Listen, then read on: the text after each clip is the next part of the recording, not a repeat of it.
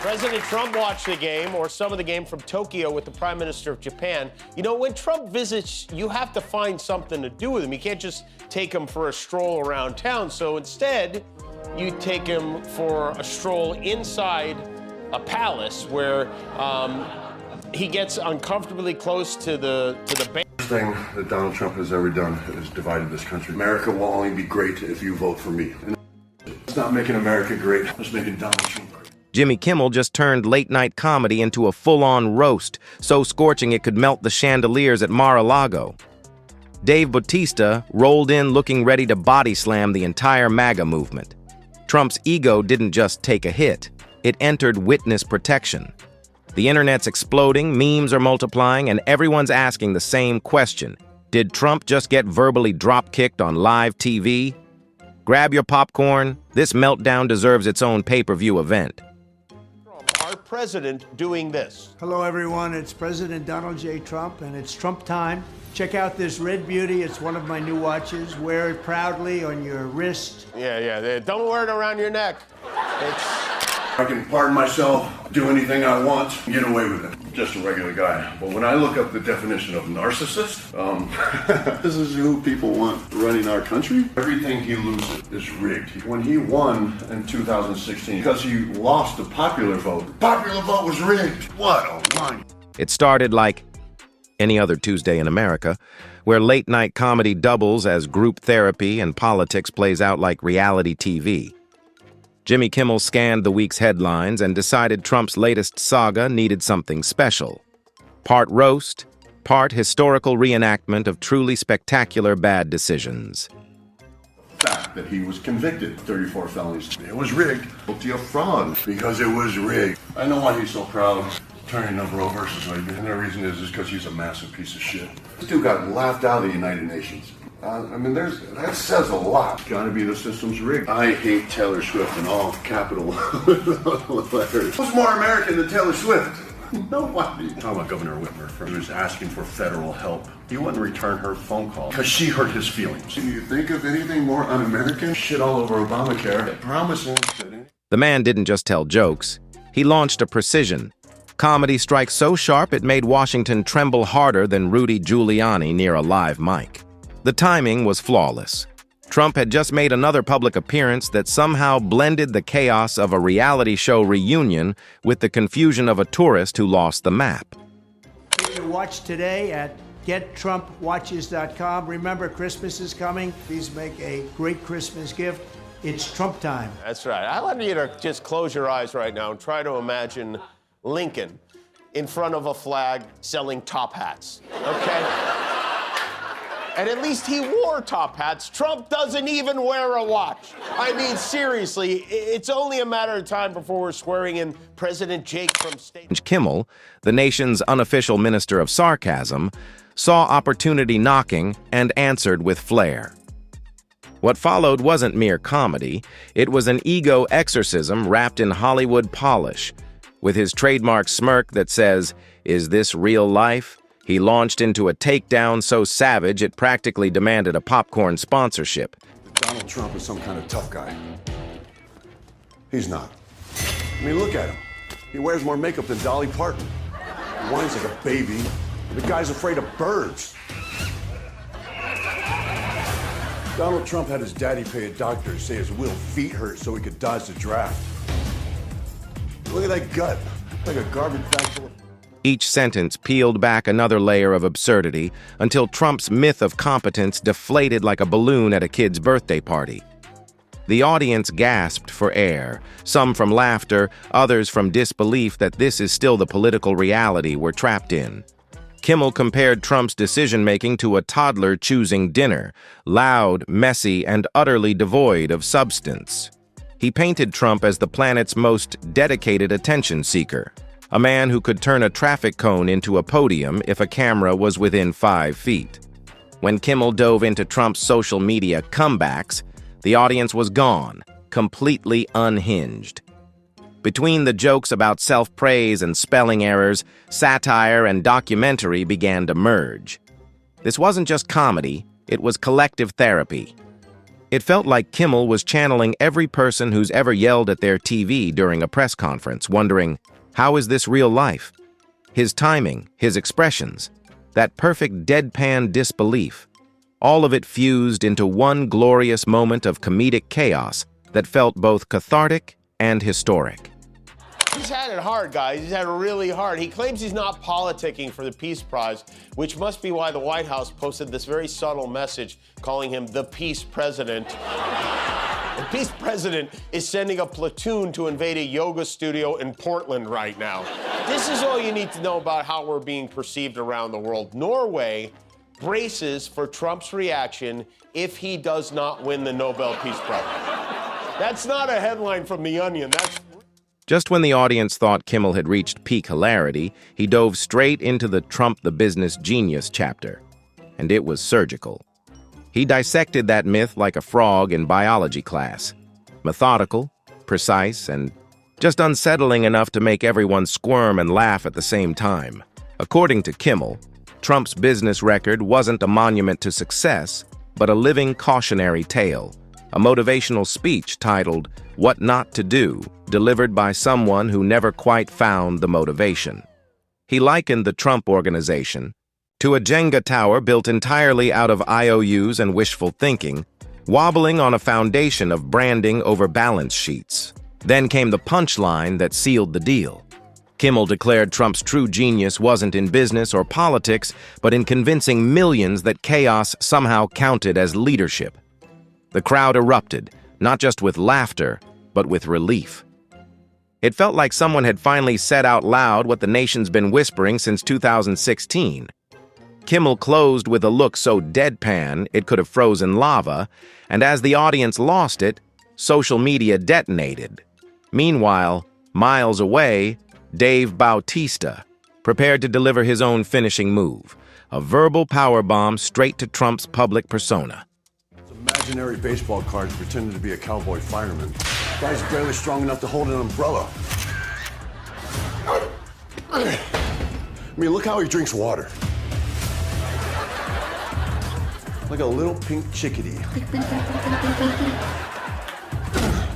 He's got jugs, big ones, like Dolly Parton. He cheats at golf. He creeps around beauty pageant dressing rooms.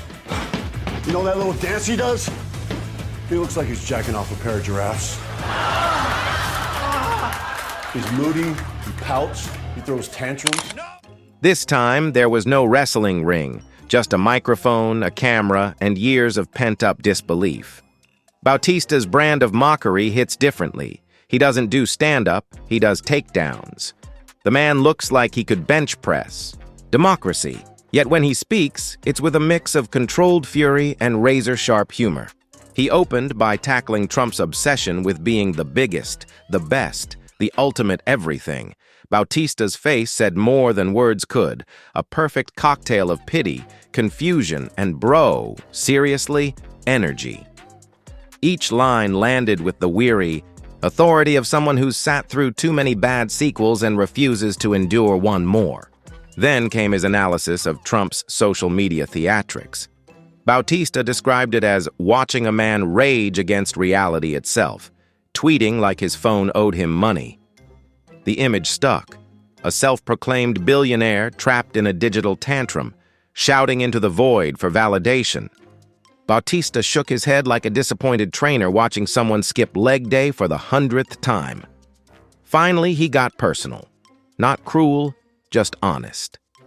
In that grounded, exasperated tone of someone done with nonsense, he talked about real, strength, respect, and the values that outlast every spotlight-fueled illusion. Are not too good, according to some of the reviews, like this one. My daughter's ordered a Trump watch, and after 5 months of waiting, have not received anything. It's a shame this company is not holding to President Trump's high standards. I have bad news for you, honey. They are holding exactly to Trump's high standards. There are a lot of reviews like that one. Mr. Made in America and his partners claim the watches feature premium Swiss-made materials, but most of the experts seem to agree they are likely... Because for Bautista, strength isn't about volume or bravado. It's about integrity. And that, he implied, was something Trump couldn't buy even if he auctioned off another golden toilet. His delivery was flawless, every sentence a jab, every pause a punch. Yet he didn't need to yell. Bautista let silence do the heavy lifting, using stillness like a weapon. The audience leaned in, waiting for the next perfectly timed smirk or raised eyebrow. It's wild how two completely different worlds, late night. Comedy and professional wrestling collided so perfectly around one shared spectacle, the ongoing absurdity of Trump's political universe. Kimmel came armed with wit. Bautista came armed with raw honesty. Together they formed an unlikely tag team, delivering a 1-2 punch of humor and truth that no press release could spin away. The internet, naturally, lost its collective mind. Clips flooded feeds within minutes. One side crowned Kimmel a national treasure, another accused Bautista of Hollywood elitism, as if a man who once wore body paint for a living suddenly joined the ruling class. But the majority didn't care. They laughed, replayed, and tagged their friends, united in digital disbelief and delight. 5-year-old behind the wheel of a truck. He bends over for Putin. He's cattier on social media than a middle school bean girl. The guy needs help walking downhill. Almost there, Grandma. So this November, let's stop kidding ourselves. Donald Trump is afraid of rain, of dogs, of windmills. Merle Street. There's something oddly satisfying about watching powerful people held accountable, not by journalists or politicians, but by comedians and wrestlers. When logic fails, humor steps in, and when humor fails, muscle takes over. The perfect democratic balance. By midweek, Trump's team had descended into what could only be described as emergency PR gymnastics. Every spokesperson sounded like they were reading from a script written at 3 a.m. after too much caffeine. The usual talking points surfaced: fake news, unfair treatment, witch hunts, the political equivalent of hitting repeat on a broken record. Meanwhile, Kimmel doubled down, sprinkling his next monologue with even more playful mockery, treating Trump's outrage like a sitcom rerun nobody asked to renew. At that point, the saga had morphed into performance art. Trump fumed, the media amplified, and the internet tuned in like it was the Super Bowl of sarcasm. Memes appeared faster than facts, Kimmel wielding his mic like Thor's hammer, Bautista pinning a cartoon Trump to the mat. Even the politically indifferent couldn't resist laughing at the sheer absurdity of it all. But beneath the jokes and the spectacle, something deeper was taking shape, a collective craving for truth wrapped in laughter. Fake Time magazine covers hanging on the walls of his golf club, for real. But this one, I guess, conjured up some mixed feelings because of the photo being used. It's upset him so much that at 1:36 a.m. he posted, "Time magazine wrote a relatively good story about me, but the picture may be the worst of all time. They disappeared my hair and then had something floating on top of my head that looked..." Both Kimmel and Bautista were tapping into something bigger than comedy, a deep cultural fatigue. The exhaustion of living through years of political theater masquerading as leadership.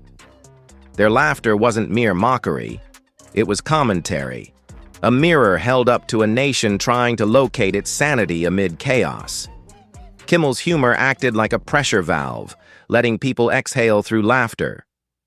Bautista's words landed like a reality check, reminding everyone that decency doesn't need applause to exist. Together they turned frustration into catharsis, one punchline, one glare, one perfectly timed pause at a time. Predictably, Trump's defenders rushed in swinging. Kimmel was accused of bias, Bautista of irrelevance, and anyone laughing was branded a traitor. But the louder the outrage grew, the funnier it all became. Ratings for Jimmy Kimmel Live soared, Bautista trended worldwide, and Trump's team scrambled into full damage control mode, issuing statements that read like Mad Libs written in denial. It was chaos, comedy, and karma, all unfolding in real time. Political cartoonists sharpened their pencils, and when Kimmel returned to his monologue, he couldn't resist a final jab. Casual, effortless, the mark of a pro. He joked about Trump's endless hunger for validation, his flair for exaggeration, and his unmatched ability to make everything about himself. The audience erupted again. By then, it wasn't a roast. It was a ritual, a collective acknowledgement that absurdity had become America's most reliable export. Mostly, he's terrified that real red-blooded American men will find out that he's a weak, tubby toddler. Mommy, take me home, Mommy, I want to go home. What's wrong, tough guy? Did someone grab you by the Boy, you a bitch. I want to go back to that cover and show you this crown. Okay, that's not a crown, that's the letter M. Only he would see an M on his head and assume it's a crown.